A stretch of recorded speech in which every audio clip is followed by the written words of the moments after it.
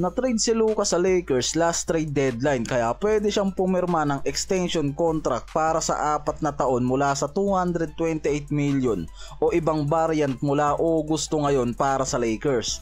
Dahil nga gusto nila agad na makuha itong si Luka mula sa full max extension para ma-secure nila ang commitment nito sa pagbuo ng dynasty.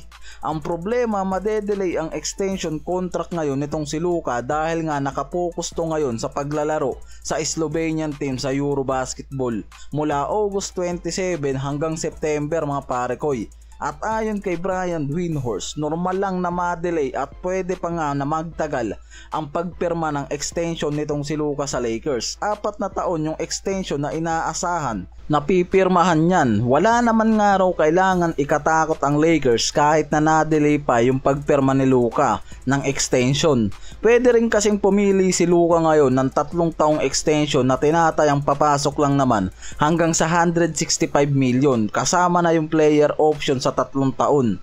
Ang nakikita kasi ngayon na dahilan kung bakit pwedeng hindi nila ma-secure si Luka para sa long-term rebuilding plan nila dahil kung hindi nga mag-e-extend ngayon at pumasok sa free agency itong si Luka, pwede siyang makakuha ng 5 years deal sa ibang teams mula naman sa 296 million at merong 30% cap at 8% naman na raises. Yan yung makukuha niya para sa pag-option out niya sa Lakers sa 2026 hanggang 418 million kung pipiliin niya naman na mag-antay ng legacy max eligibility matapos ang 10 years na career.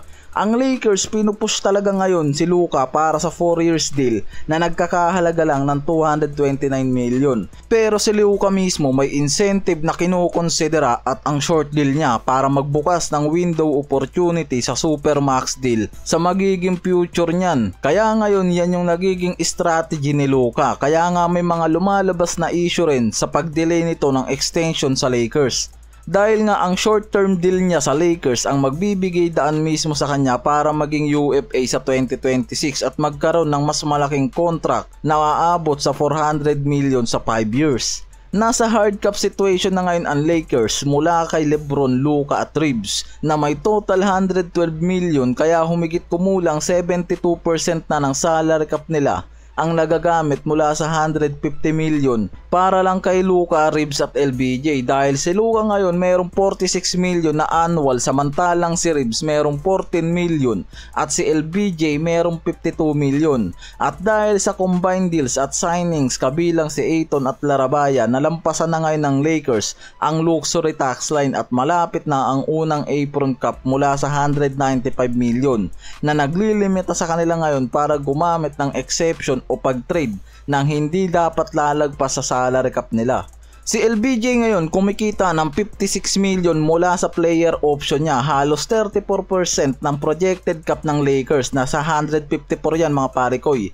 Malaki ang halaga ng annual ni LBJ na nauubos sa malaking parte ng cap space bago pa maad ang salary ni Luka at Austin Reeves. Yan din mismo yung dahilan kung bakit nahihirapan ng Lakers na makapag-add ng talent o star player sa roster. Kahit nga role player lang hindi nila madagdag dahil nga limitado na sila sa cap flexibility sa sinasahod pa lang ni LBJ. Nakikita kasi ngayon nasa sabayang malaking contract nila Reeves, Luka at LBJ nakakaagaw ng resource yan para sa roster needs gaya ng defensive center o wing support. May edge din naman sa pagitan ng transition ng franchise sa leadership. Yung time ni Lolo Bron ngayon mataas pa rin naman pero kailangan ngang ikonsidera ng Lakers at bantayan yung future nila para kay Luka. May pressure na ang Lakers sa pagitan ng salary ni Luka at LBJ ngayon kaya hindi nagbibigay ng malaking offer yung mga to pagdating sa extension contract ni Austin Reeves. Kaya nga kahit 'di ba extension o short contract lang hindi nila binigyan itong si Lolo Bron kasi nga nagpapagaan sila ngayon ng flexibility para sa 2027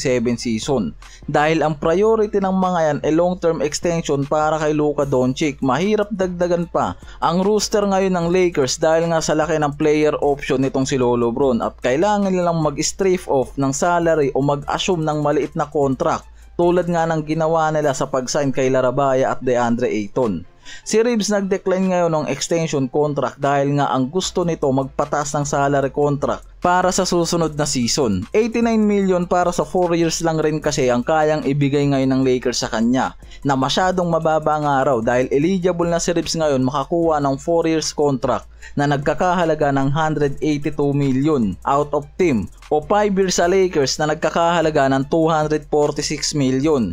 Halos kalahati lang mga pare ko yung kayang ibigay sa kanya ngayon dyan ng Lakers. Next summer kasi nakikita na kailangan mamili ng Lakers sa pagitan nitong si Reeves at Luka, dahil kung pipirma si Luka ng 4 years max extension na nagkakahalaga ng 228 million, magkakaroon sila ng mas malaking problema sa cap space, dahil kung pipirma naman si Reeves ng 22 million per year extension, mas lalo silang mahihirapan pagdating sa salary cap space, dahil nga papasok sila sa ilalim ng first apron kahit wala na si LBJ. Pero kung mas gusto nga raw ni Reeves ang mas malaking market rate mula sa 30 million per year, mas mahihirapan ang Lakers dyan, lalo na kung papasok pa si Luka sa 57 per year na annual, dahil dyan mismo baka hindi na kayanin ng Lakers parehong suportahan ang laki ng salary ni Luka at Reeves, tulad nga ng halos nangyayari ngayon sa senaryo sa pagitan ni LBJ at Luka. Kaya kailangan mamili ng Lakers sa pagitan ni Luka at Reeves.